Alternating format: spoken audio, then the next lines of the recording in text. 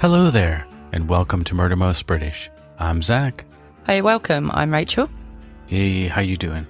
You doing good? Everyone having a good day? Yeah, I'm good. Quite energetic, I feel, this today. You pretty jazzed? Yeah, pretty jazzed. Yeah, you've been looking forward to this one. I have really been looking forward to this one. Yeah, it is one of the craziest ones we've done so far, I think. Just how much this guy has gone through. Yeah. Has been like reading about it and writing it and everything was I think insane. With this case, I think why I'm looking for or have been looking forward to it is actually I feel for the guy from his, the childhood, up until he never got a chance. No, definitely. Yeah. And despite, the events that he did, the acts that he did, I still have I feel sad for him. Yeah, it's rare to feel bad for the villain of the story. You know what I mean? Like that. That's what you're supposed to not like him. It's kind of like a weird, you're in conflict with yourself because you know that you shouldn't feel sorry for this guy because of acts that he done. But I think which you'll find out as we go through the case, that, sometimes childhood, things that happen in your childhood that grows and goes with you through into adulthood. Yeah. Can really shape who you are. Yeah. And so I do have a soft spot for this guy. Obviously, I don't condone any acts that he did.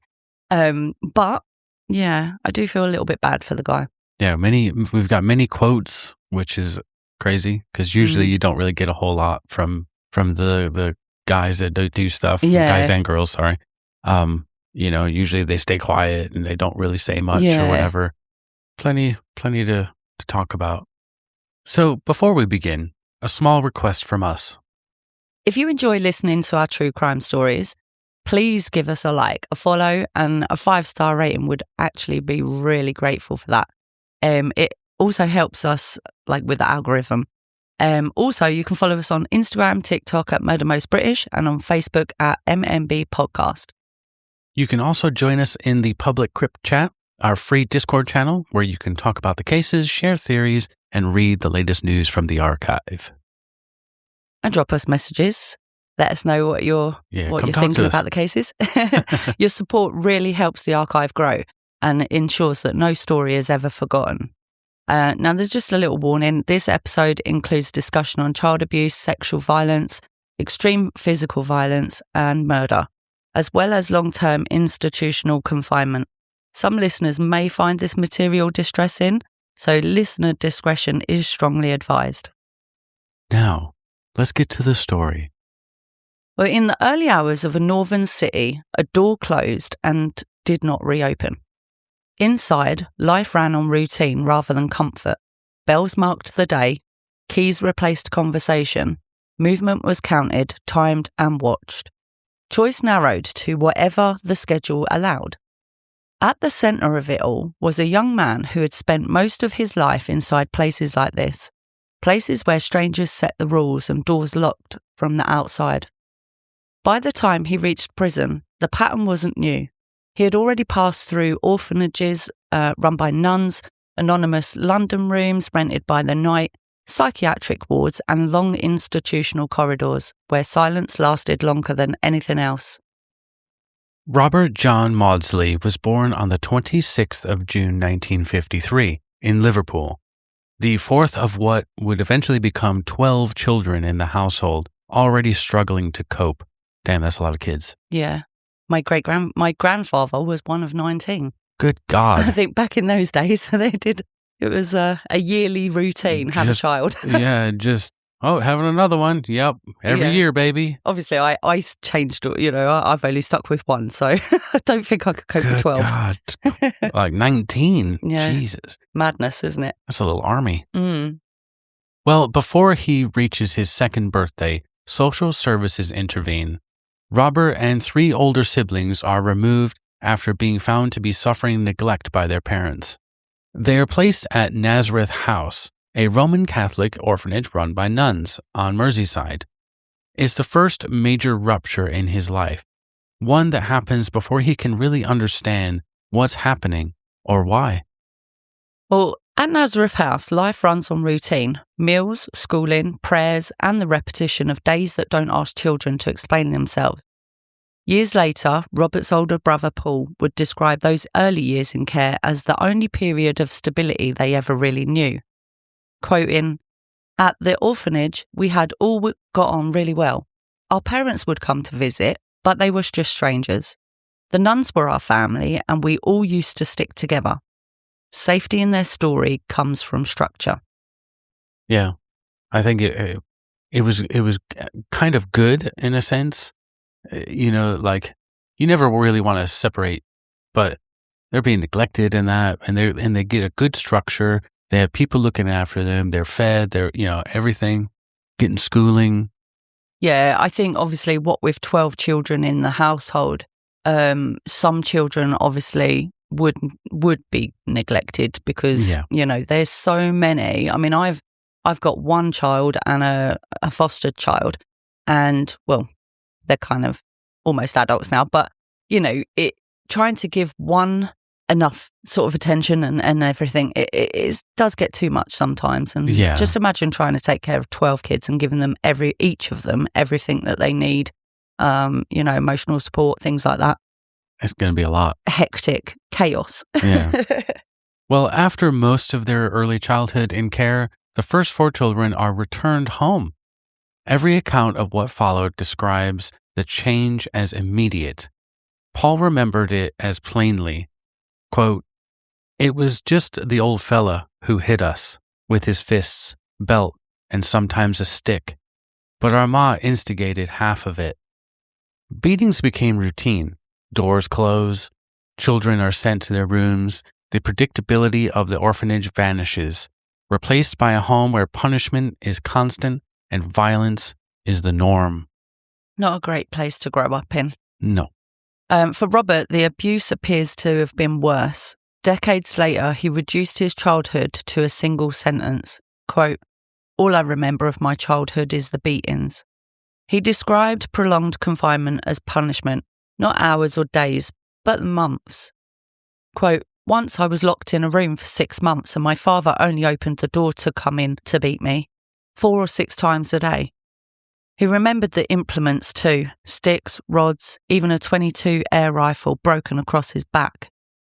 It wasn't episodic, it was sustained abuse. Eventually, social services intervened again.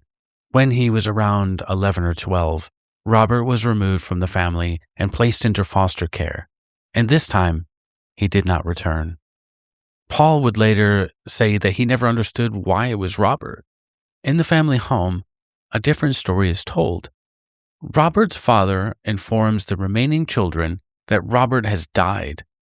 Whether it was denial or cruelty, the result is the same. Robert is erased.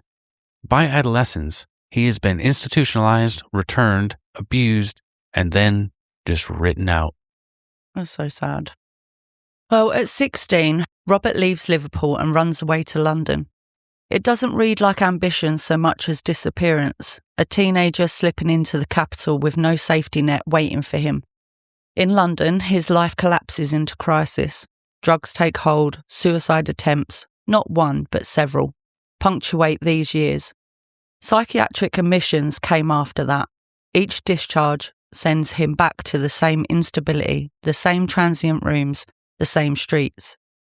The pattern isn't progress, it's repetition, like the city is swallowing him and giving him back only when it has to. Goodness. Yeah, all that trauma and all that stuff just hanging on to you, and you're just trying to escape. Yeah, escape into London, and then, there's nothing there, no stability. Yeah, he's just trying to find his way. Yeah. Well, during these years, Robert repeatedly tells doctors that he hears voices urging him to kill his parents. Clinicians describe him as disturbed, volatile, and at risk to himself. When he is not in hospital, he survives through sex work, selling himself to men to fund drugs and temporary shelter. It's survival, not choice. A way of staying afloat without ever finding stability. Through it all, his thoughts keep circling back to his parents and the source of the violence. a memory he could never outrun. Yeah, I definitely think it would stick with you. Oh, yeah. Being locked in a place and getting, 4 to 6 times a day, getting beaten. Yeah. Good God. Like, I don't know who could go through something like that and not have something wrong. Not be affected in some way, in their adult life. Well, there's no clean, continuous path through these years. Only fragments, hospital admissions, short discharges, and addresses that change. Each intervention is temporary. Treatment ends, housing falls away. He is released back into the same instability again and again.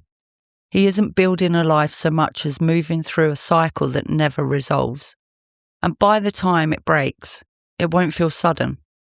It will feel like the outcome of years spent circling the same ground in full view. Yeah. This is where you can tell the system, the medical system, the psychiatric system just failed. Mm-hmm. Just failed to recognize how bad he was hurting inside and how much turmoil was in his head. He needed, I think, stability with housing and kind of support to set him on a path of, success in the sense of stability, having maybe a job like and housing and things like that, but also getting the support with his history of, abuse from his parents. So, he needed to talk to a doctor and get it all out of him and learn how to cope with it. But on the 14th of March, 1974, Maudsley went to a rented flat in Wood Green with a client he'd met while working as a sex worker. The address was an ordinary London housing, temporary, anonymous, the kind of place people move through quickly. The client was John Farrell, a 30-year-old laborer. Maudsley was 20, drifting between rooms, short stays, and whatever would cover the next night's shelter. Inside the upstairs room, Farrell showed him photographs of children he said he had abused. That detail is the part that survives in every account, because it sits at the centre of what followed. There wasn't an argument that drifted on or a fight that built up over hours. The change was specific, the images presented deliberately, and the meaning Maudsley took from them immediately. In later retellings, everything else falls away. The flat, the client arrangement, the small talk, leaving only that moment. The violence that followed was quick. It happened there in the flat, in that one room, without any chase or secondary location. Maudsley garroted Farrell and killed him. Later retellings would add color, motive, and language that tried to make the scene feel larger than it was. But the basic sequence stays simple. The photographs were shown, and within minutes, Farrell was dead. Well, afterwards, Maudsley didn't try to disappear into London. He walked out and went straight to the police, telling officers he needed psychiatric help. He didn't attempt to bargain the moment into something smaller or turn it into a story that might buy him time. Outside, the city carried on. Traffic, shop fronts, commuters, while he placed himself into custody by choice. I think that he's crying out for help, he was confused. and he was shown the photographs. He just lost it. He lost his mind and he probably blacked out, possibly, and was just and killed the guy, and then kind of got out of the daze and just went, oh, fuck. I think if you put yourself into his situation at that moment, with the years of abuse, growing up, especially from, 2 years old, first put into care and then back and forth, to back to his parents and then, more abuse. I would assume that being abused as a child, whether that be sexually or physically, be it by being punched and kicked and etc. Anybody that you come across that does things that will hurt children, I think in the back of your mind, you're going to fly at them.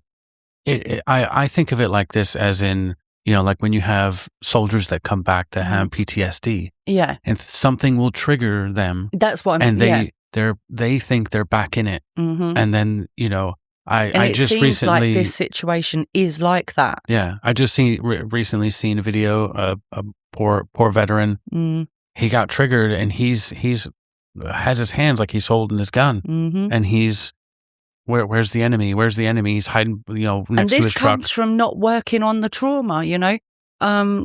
Obviously in and out of psychiatric hospitals. It doesn't seem like Maudsley had enough support to deal with the trauma of his childhood. Yeah, 100%.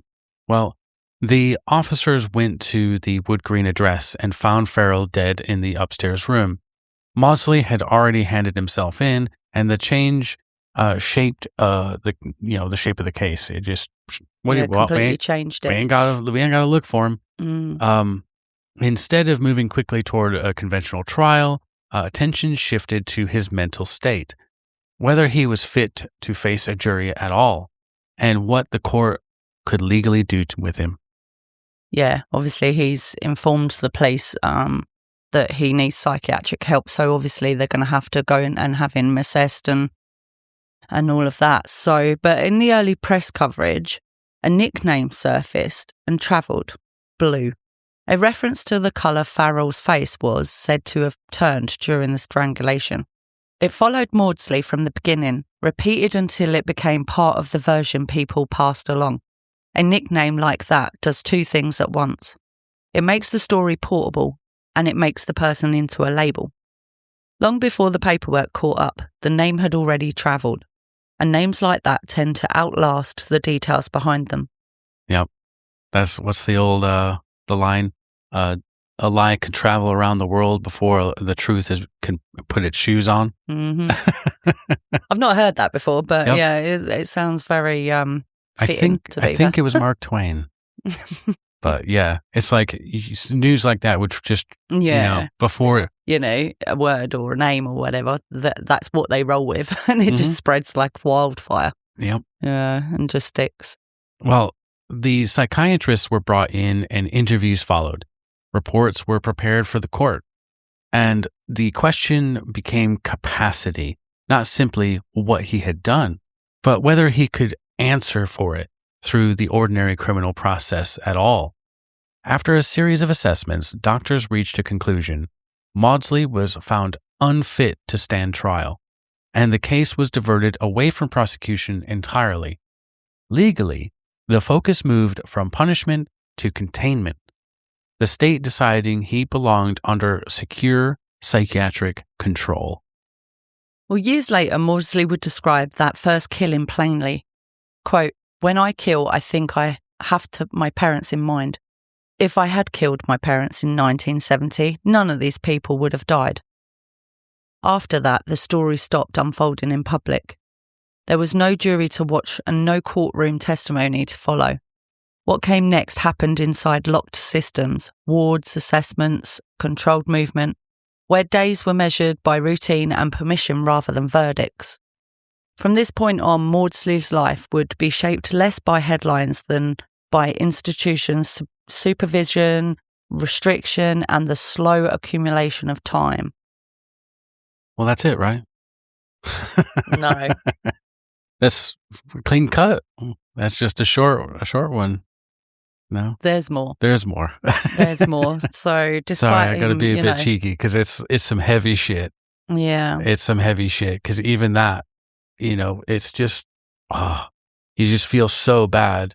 I mean, even though he shouldn't have done what he done. Oh, of course. You're just like, oh my God, really? He should have been in a hospital. Well, Maudsley arrived at Broadmoor Hospital in 1974. Officially, he was a patient rather than a prisoner, but the practical reality looked similar. Locked doors, supervised movement, and decisions controlled by doctors rather than warders or judges. Access, medication, and privileges were granted or withdrawn by clinical order. Broadmoor presented itself as a hospital built for treatment and assessment, yet it also served a harder function, containing men the prison system considered too dangerous to manage anywhere else. By the mid-1970s, Broadmoor was under strain.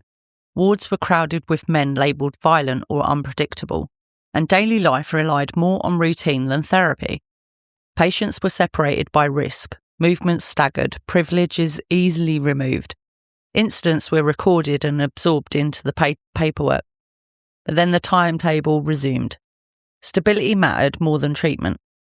Disruption was quickly contained and quietly, with the aim not of drama or punishment, but of restoring order and moving on. Well, among the men on Maudsley's ward were David Francis, a convicted child sex offender, and David Cheeseman, serving time for attempted murder. The three lived in close proximity, sharing the same corridors, dining areas, and exercise spaces day after day. In secure confinement, familiarity forms whether you want it to or not.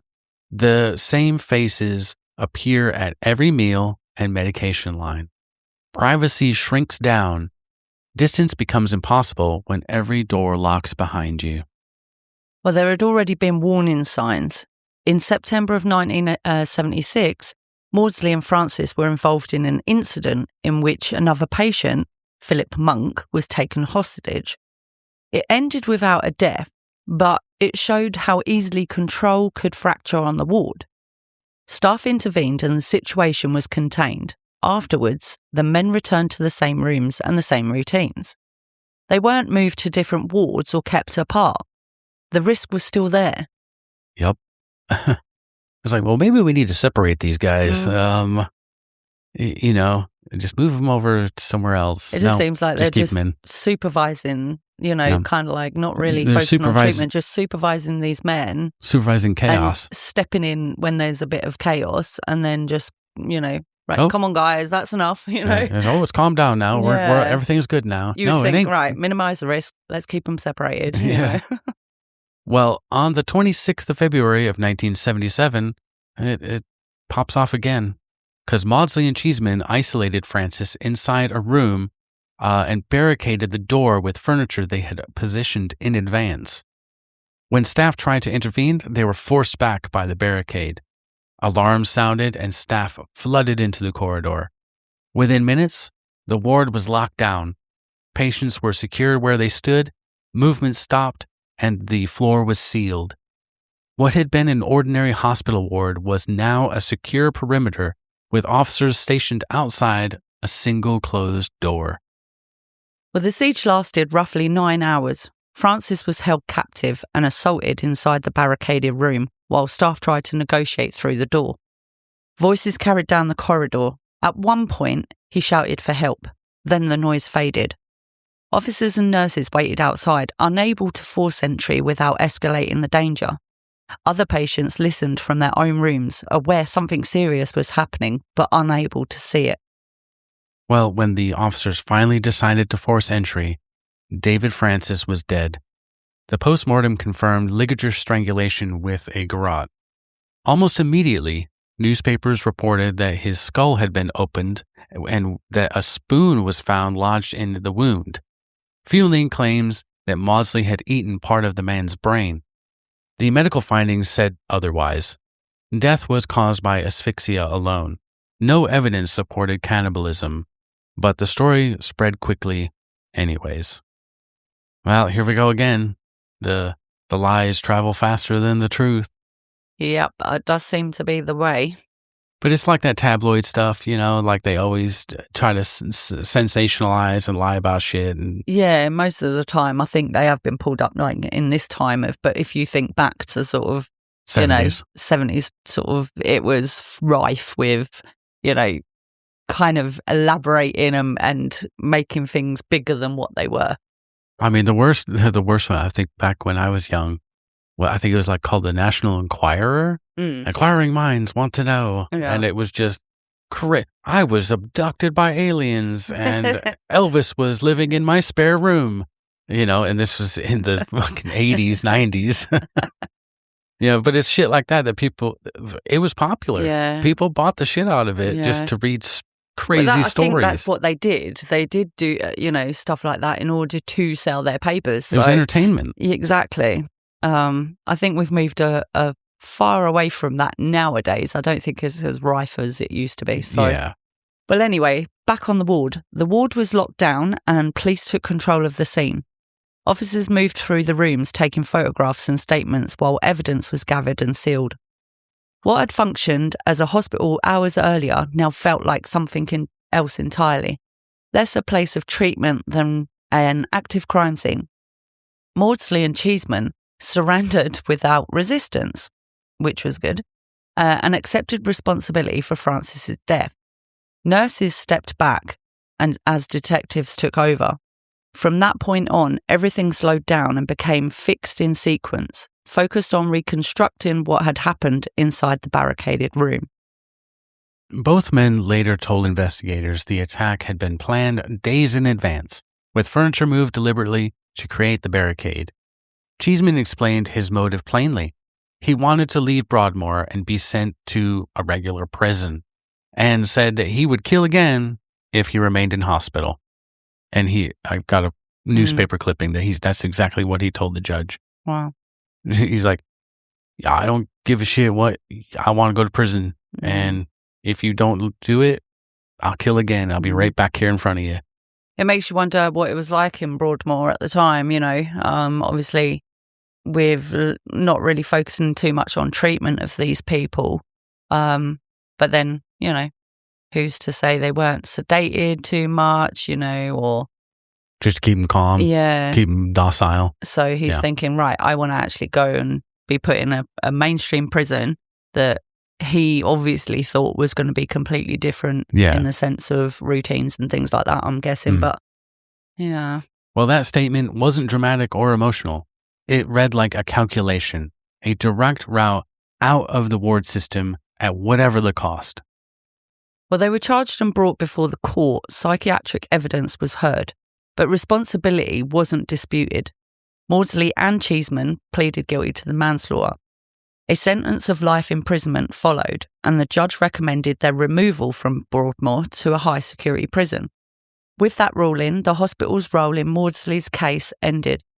The man once treated as a patient was now formally processed as a convicted prisoner. Well, soon after, he was escorted out under guard and transferred into the prison system. Broadmoor was behind him. The Category A estate lay ahead. Stricter, less medical, built purely for custody. There was no ceremony, just another handover between staff. One set of doors opened, another closed. The location changed, but the confinement didn't. Maudsley arrived at HMP Wakefield in 1978. The uniforms changed, the paperwork changed, but the locked certainty remained. Wakefield, widely known as Monster Mansion. Yeah, Monster Mansion. Covered a few cases with some guys that are housed in Monster Mansion. Yep. Is known by the name Monster Mansion for the number of high-risk and notorious inmates that it houses. It is one of the country's highest security prisons, built to contain men judged too dangerous for anywhere else. Life ran on strict routine. Roll calls, searches, escorted movement. Doors opened and closed by schedule. It was a place where unpredictability was engineered out of daily life. Maudsley settled into wing life quietly. He kept his cell orderly, spoke little, and avoided attention. But reputation travels faster than behavior inside a Category A prison. Other men already knew his history from Broadmoor, which, like we said, the lies traveled faster than the truth. Yep. Nearby was Salony Darwood, serving life for killing his wife.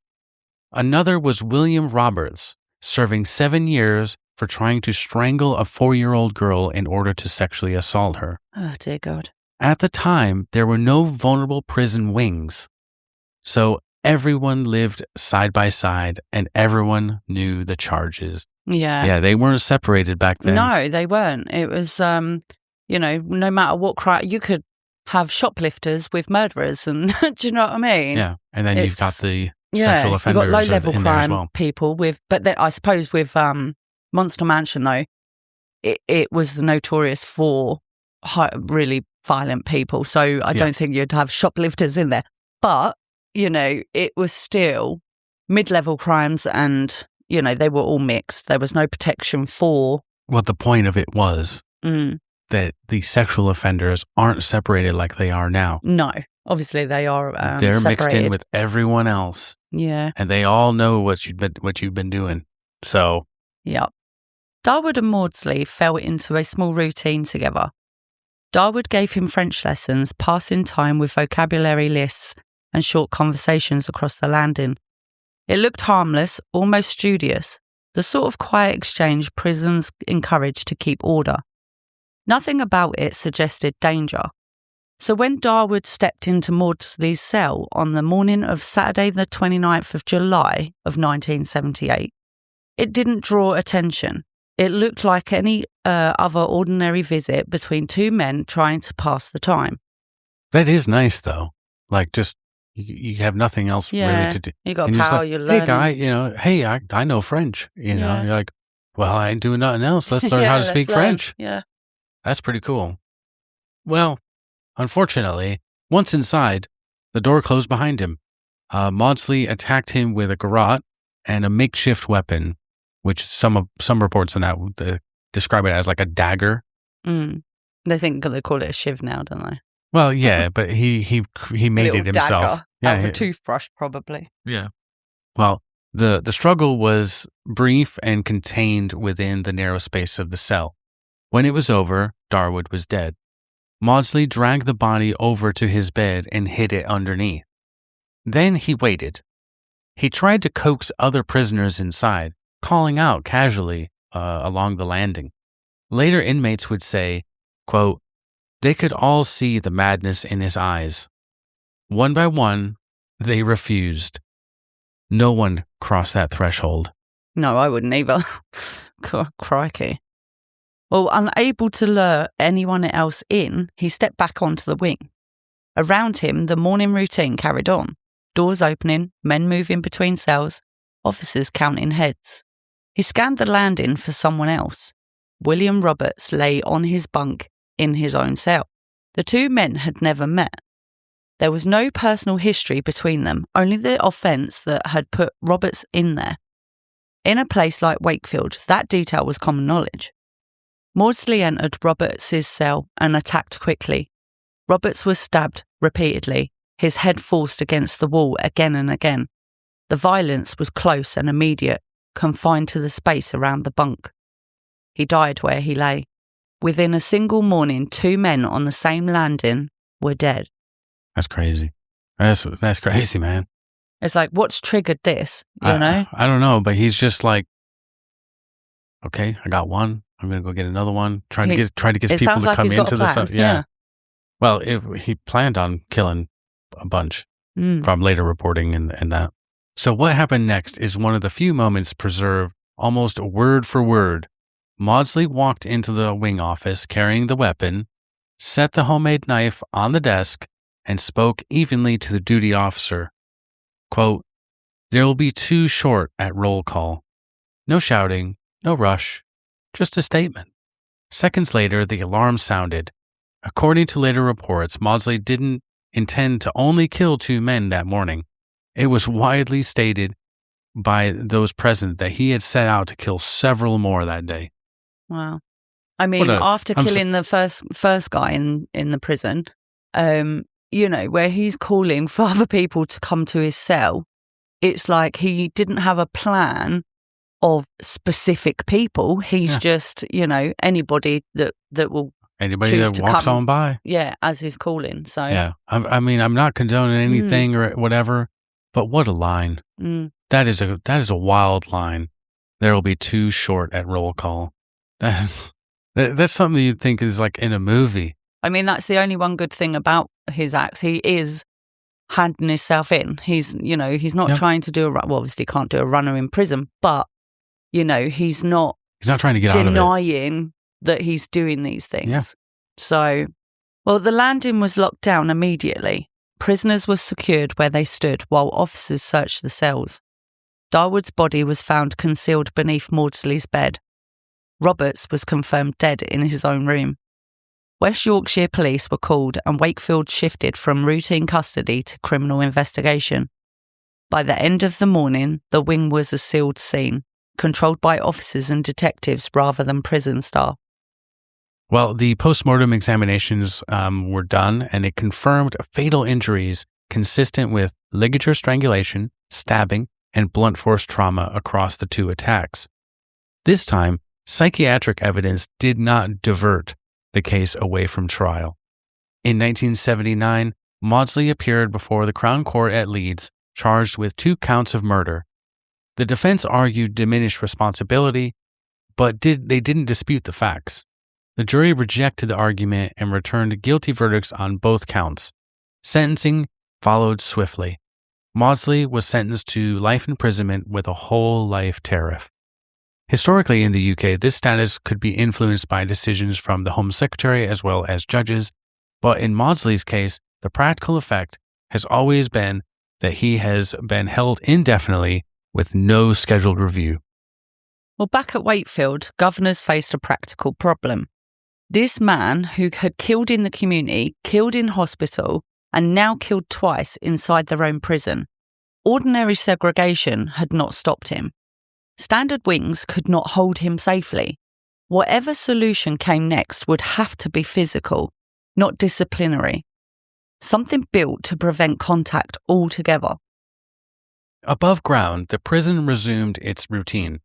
Below, staff began taking measurements in the basement. Concrete, steel, and reinforced glass were discussed.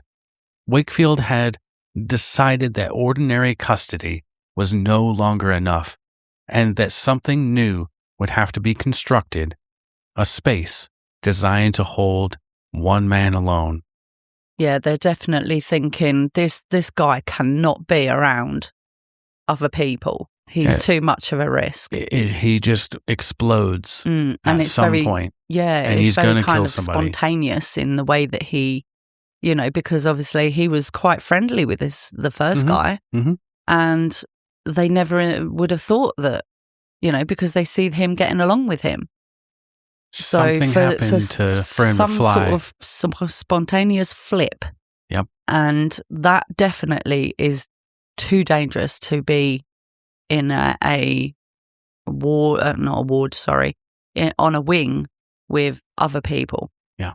Because even though, some of these other guys have done horrible stuff and whatever, they're serving their time. They're serving the time that the state has handed down.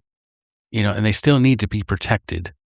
Of course. I mean, and I think with majority of people in there, they are in there for their reasons. But, there are risk assessments all the time. The officers will watch people's behaviours, their friendships, and see if there's any conflicts between prisoners. Yeah. And, presumably, a lot of the prisoners can be mixed, whereas obviously Maudsley is showing that he's just a live wire, will go off at any moment, Yeah, you can't have someone just going around murdering people. Yeah, there's no argument. No arguments happened.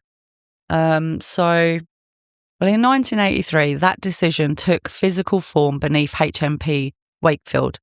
Not a repurposed segregation cell or an adapted wing, but a purpose-built unit designed for just one prisoner. It was a 2-cell suite in the basement. The measurements were modest for a prison room, roughly 5.5 by 4.5 meters.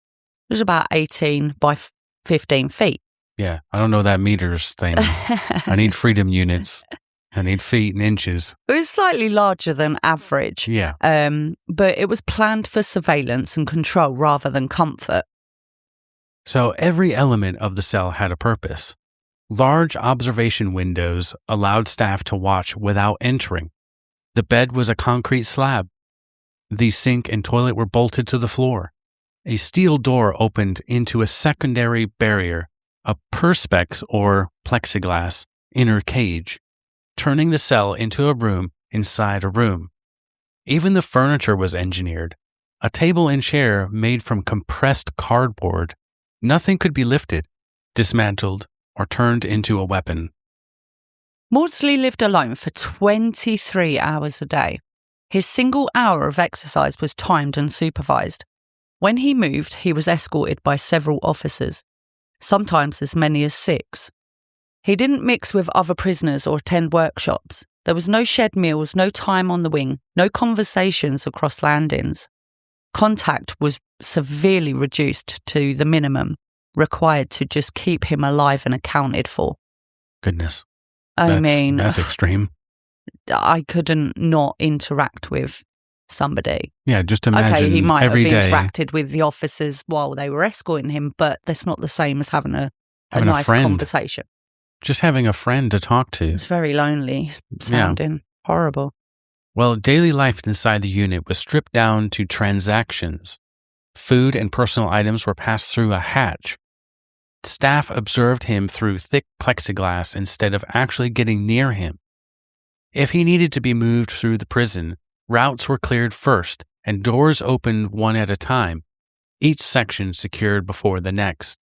Corridors were emptied before he emerged. Movement wasn't casual or spontaneous. It was choreographed, controlled, and brief. That's crazy. Like, before he emerged, like he's some sort of fucking supervillain. Like, that's crazy. Well, for a time, though, the isolation wasn't continuous. Years into his confinement, Maudsley was transferred out of Wakefield and sent south to HMP Parkhurst on the Isle of Wight, which is a Category B prison, less extreme than Wakefield's Category A regime, but still reserved for serious and high-risk offenders. The move didn't soften his status. It remained segregated and closely supervised. But it marked a rare change in approach. Instead of pure containment, the emphasis briefly shifted towards some treatment. It's about time.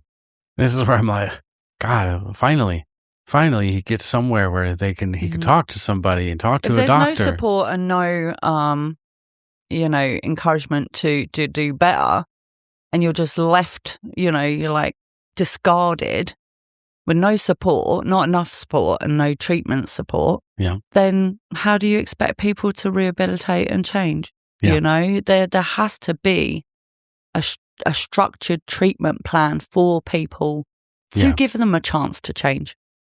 Well, at Parkhurst, Maudsley came under the care of psychiatrist Dr. Bob Johnson. Johnson later said he encountered him in May of 1991, and that it took more than 2 years of regular visits and negotiations with prison staff before he was even allowed to sit with him face to face. Only after that did the work properly begin, one-to-one interviews inside the cell. Johnson positioned close to the door and Maudsley at the far end of the bed. Johnson recorded hours of audio, sometimes video, building a cautious routine based on consent and trust rather than restraint. Well, the counselling continued for around 3 years. Dr. Johnson described it as a trauma-focused work, which I agree is what this man needed. Way before he went to prison. Revisiting Maudsley's childhood abuse and trying to separate those memories from the violent reactions that followed him into adulthood, he believed progress was being made and later said Maudsley was, quote, 3/4 of the way through, dismantling the aggression and latent violence that had made him so dangerous. Prison authorities ended the treatment without warning and transferred Maudsley back to Wakefield, back to the same basement unit, back to the same glass and steel. For the first time in years, someone had tried to talk to him instead of contain him. That ended too. From that point on, the regime returned to what it had always been. Separation first, everything else second. I mean, I get, resources obviously his counselling and stuff was going on like 3 years. It's a long time, I personally have had some counselling and it was a 6-week course, like 1 hour a week. There's never seems to be enough ongoing support. Yeah. Which I do understand with resources and things like that, but people need it. He needed it bad. Yeah. And he was But the thing he is, was it would getting have there. helped his behaviour. had he been allowed to have continued support, it seemed like it was changing his mindset a little bit. So, it's just a shame. It's just such a shame that there's not able to be ongoing support, no matter how long it takes. It could have helped. 3-5 it could have years. helped the prison system in itself. To manage him, to where he would be no longer just flying into rages and killing people. Yeah. He would be able to manage himself and manage his trauma and be, and all that. even on a minimal basis, be able to interact with other prisoners. Yeah. Whether that's limited, he has an hour a day where he can sit with somebody, play chess, play board games, whatever, but build up on that social interaction with other people in a safe and non-violent way. Yeah. Well, there were other brief transfers. In the late 1990s, around 1998 to 1999, Maudsley was moved to the Close Supervision Centre at HMP Woodhill, another Category B prison near Milton Keynes. Conditions there were looser than at Wakefield, more contact, more privileges. But it didn't last. Maudsley was moved back to Wakefield, back to the same basement unit, back to the same glass and steel. Separation was reinstated, and whatever had briefly changed was undone. Yet again. It's like, why they keep shipping him out? Why? Maybe they were doing upgrades to the cell or whatever, but, why are you... Why couldn't they see how he was doing? Yeah. And he was doing better. He wasn't attacking people and stuff. I mean, obviously, we don't have the full record of everything that's happened, but it seemed like, he's sitting there, he's playing games with people. He's trying. He's trying to be a different person. Yeah.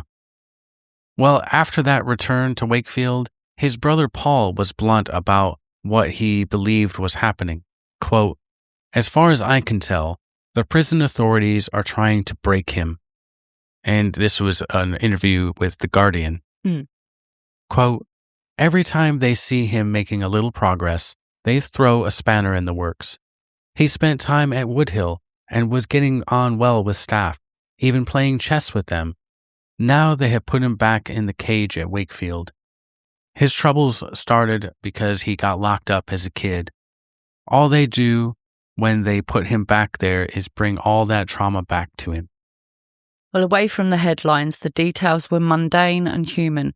Staff described him reading, writing letters, and listening to classical music. He expressed interest in poetry, art, and hoped to study music theory through the Open University. Photographs were rare. By the early 2000s, the only images circulating were already decades old, taken long before the full years of isolation had accumulated. Yeah. I mean, we use photographs to document our lives and over the years, and he's just on paper. Mm-hmm. He only exists on paper and in the cage. But then came a moment that left an official footprint. In March of 2000, Maudsley appealed for the terms of his solitary confinement to be relaxed. He wrote that he wanted small comforts, a television, music tapes, and a budgie. A budgie? Also known as a parakeet. Do prisoners have pets in jail? I mean, dear. sometimes there's some I've seen stuff where there was a prison where they had cats. Yeah. And they saw I a big difference. See it as like a therapy thing, Yeah, it's like they had the cats, and it did wonders. Yeah, people were there was less arguments because they didn't want to lose their cats. I mean, that's going to annoy other prisoners if he's able to go on a wing, because it's going to be tweeting and whatnot. I think he's just wanting it down there as someone, a friend, something to talk to. Say, hey, little buddy, and something to care for. Oh, of all the things to ask for, though, a budgie. Well, he said, quote, "Why can't I have a budgie instead of the flies and cockroaches and spiders I currently have? I promise to love it and not eat it." I Bless mean, it. That would probably be because they've the newspapers cannibal. have classed him. Yeah, so he's like, I promise won't eat it. Oh, I mean, the poor guy. I do feel sorry for him. Give him the damn budgie, Yeah. Well, he added an ultimatum, Quote, "If the prison service says no, then I ask for a simple cyanide capsule, which I shall take willingly. The problem of Robert John Maudsley can easily and swiftly be resolved." And the prison said no. They refused his requests. So he didn't even get a television. Yeah, he didn't get it. Nothing. He's like, hey, just give me something.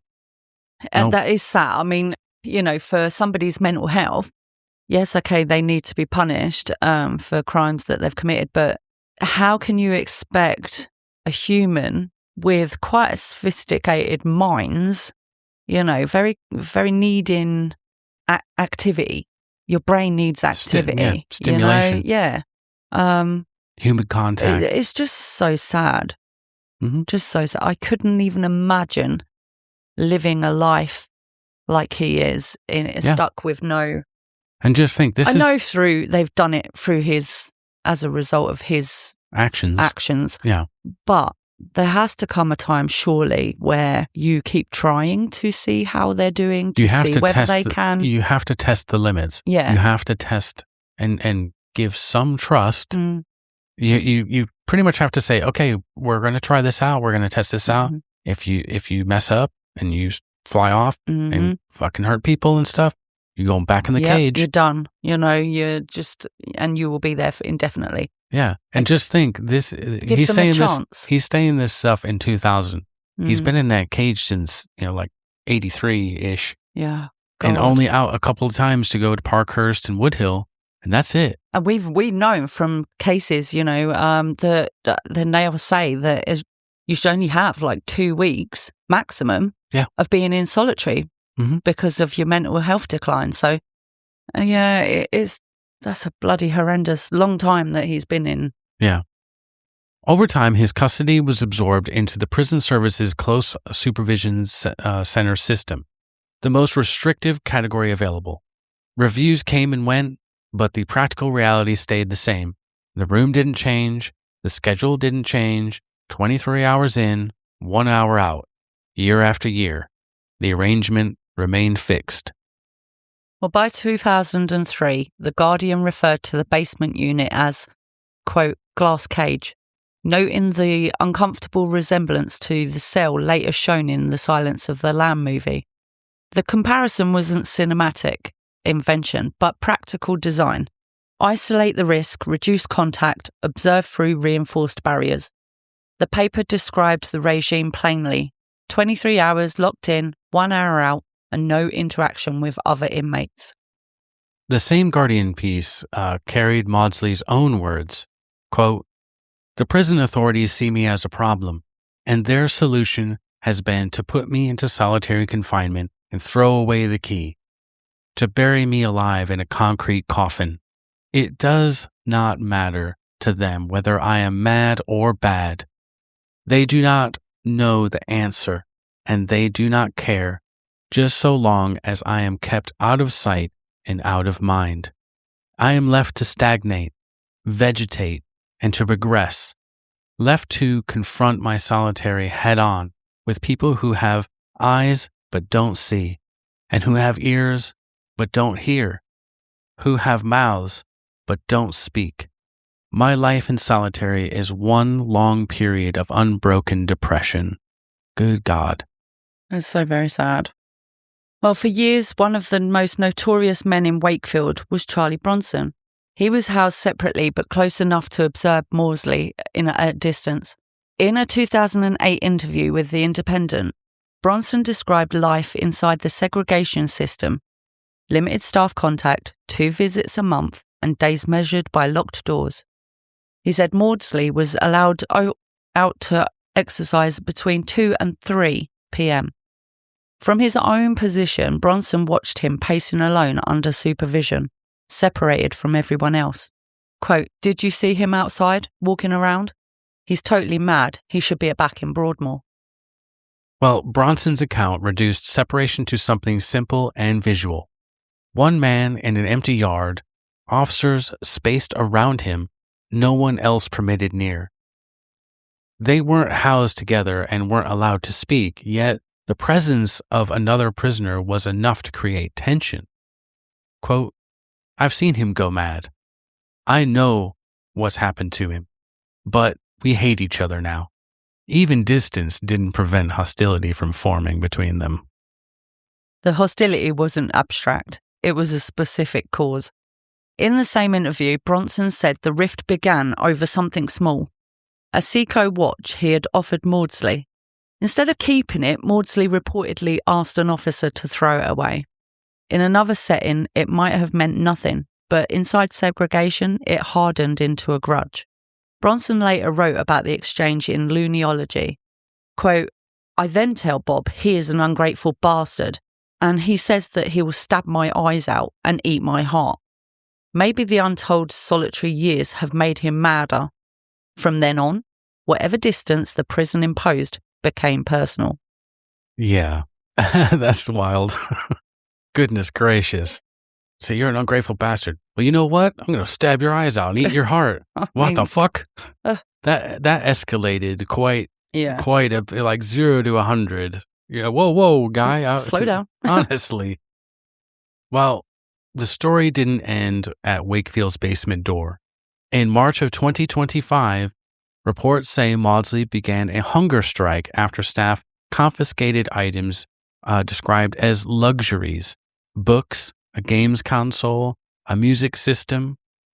So he did after a while, bits, yeah. I think they finally was like, we can't keep human rights. I mean, Jesus Christ, you know, you can't expect somebody just to fully sit in confinement with no stimulation whatsoever. Yeah, that's just in kind of like, you know, America, we have the rights against cruel and unusual punishment. You know, it's human rights. It's like, hey, man, come on, like, still a human being. You need to give him something to keep him occupied while you keep him in this fucking cage. Well, the thing is, if you didn't, it's just going to go, you know, the behavior, they're going to go crazy. Yeah. You know, and it's going to end up when they say, go and take him on his 1 hour exercise, well, he's going to play up. He's going to be, you know, combative and because he's not going to be in his right mind from being unstimulated in any way. Well, weeks later, he was reported to have been moved to HMP Whitemore, another Category A prison. The location shifted, but the approach stayed familiar. Wherever he was held, the solution remained the same: separation. Well, early headlines turned into something else entirely. Quote, Hannibal the Cannibal, they wrote, repeating claims that he had eaten part of a victim's brain. Other names followed. Quote, the Brain Eater, Spoons, even Blue. And each travelled quickly through the press. Even though the post-mortem findings disproved the cannibalism allegation, the story had already travelled too far to catch. The correction followed, quieter and slower, and never reached as many ears. The nickname proved stickier than the evidence. Yeah. For decades, his confinement has been argued over as much as his crimes.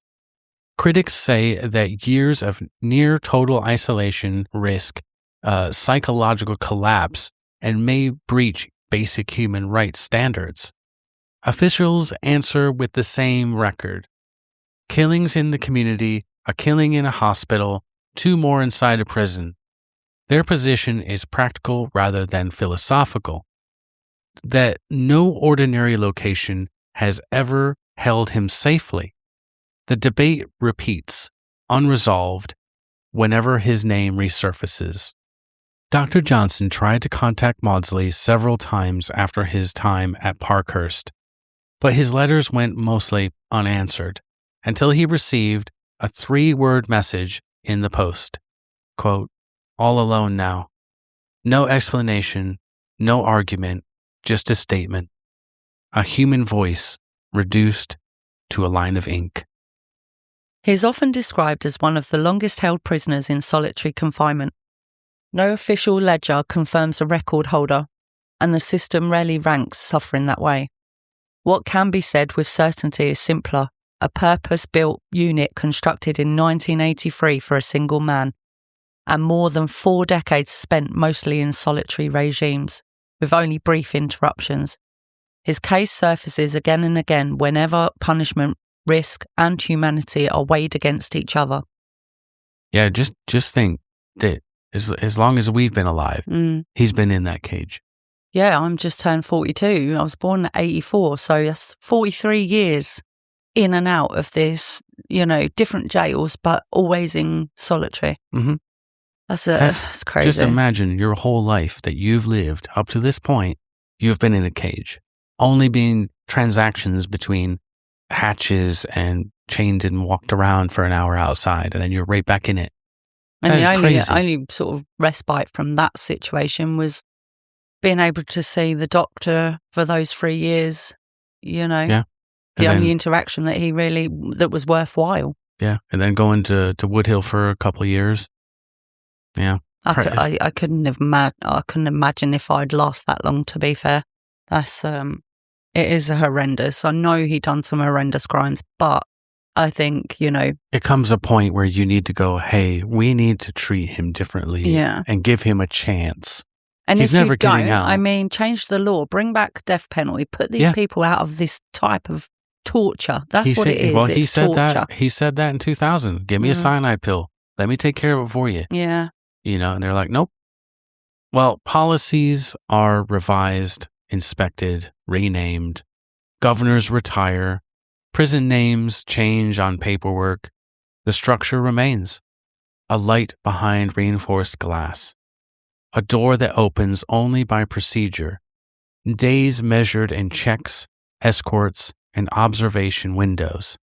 And in the margin of the record, a note that says everything the system does not. All alone now. Well, that was the story of the man in the glass box, Robert Maudsley. Such a sad story. That got to me more than we've done cases. I've read stuff and preparing for future cases and stuff. That's got all alone now. That's all he wrote. Reducing someone to that level is it's just crazy. I definitely, like I said before, in my opinions, yes, he did commit some heinous crimes, and but something has to give. I think, how can you expect somebody to be so isolated for such a long time? Yeah, and not go crazy. This is where I say, to lose their mind more than what it was. They never, they didn't go, why did he do this? They just said, he did this, lock his ass, throw away the fucking key. They never said, well, why the fuck is he doing this? But then why not look into transferring him back to a hospital? Clearly he needs treatment, to go through his trauma properly. And prisons don't tend to do that. They don't tend to focus on treatments and, let's, they rehabilitation, they have the workshops and things like that, and, education stuff where they can do courses and things.